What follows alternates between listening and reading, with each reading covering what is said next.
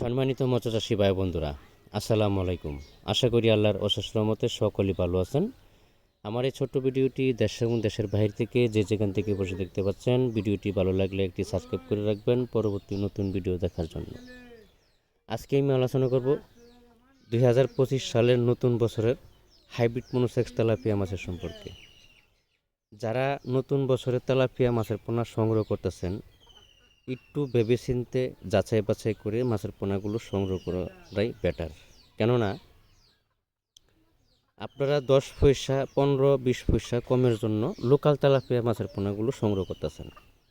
আসলে কি এটা 28 দিন পূর্ণ হরমোন কমপ্লিট করা নাকি লোকাল তেলাপিয়া, এটা কীভাবে যাচাই বাছাই করবেন? আমার মনে হয় আপনি যদি সরাসরি হ্যাচারিতে এসে 2-4টা হ্যাচারি ঘুরে যাচাই বাছাই করে বা একটু ভেবেচিন্তে মাছের পোনাটাই সংগ্রহ করাই বেটার। আপনি জিজ্ঞেস করবেন যে কোন হ্যাচারির মাছ 28 দিন হরমোন কমপ্লিট করা আছে। সরাসরি মালিকের সাথে কথা বলবেন, কোনো ম্যানেজার বা মাছের ডাক্তার ওনাদের সাথে কথা বলে লাভ নেই। আপনি সরাসরি মাছের যে হ্যাচারি আছে, যে মালিক, ওনাদের সাথে কথা বলবেন। তারপরে বিস্তারিত জানবেন যে আসলে কিটা হরমোন কমপ্লিট করা আছে না নাই, তখন তিনি বলবে।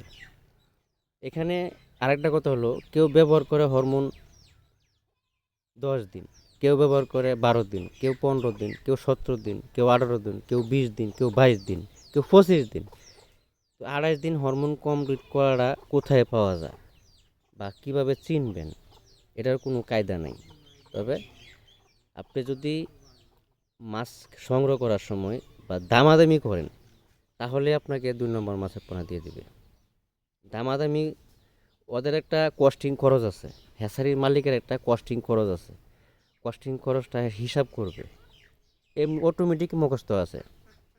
একটা মাছের প্রতি কয় পয়সা খরচ হয় বা কি পরিমাণ খরচ হয়, এ টু জেড খরচ হয়, অটোমেটিক টাকার মুখস্থ আছে। আপনি যদি দাম নিয়ে বাড়াবাড়ি করেন, আপনাকে 2 নম্বর মাছের পোনা দিয়ে দিবে। আপনি হয়তো 5 পয়সা বা 10 পয়সা যদি দামাদামি করেন, রিকোয়েস্ট করে বলে নেবেন যে ভাই আমাকে ভালো মাছটা দিয়েন। এটা হলো সত্যের পরিচয়। যদি দাম নিয়ে বেশি বার্গেনিং করেন, তাহলে আপনাকে ভালো মাছের পোনা দিব না কখনোই। তাদের একটা কস্টিং খরচটা সে হিসাব করবে। এই জন্য যে কোনো হ্যাচারি থেকে মাছের পোনা সংগ্রহ করার সময় ভালোভাবে যাচাই বাছাই করে তারপরে মাছের পোনাটাই সংগ্রহ করাটাই বেটার। আমাদের কাছে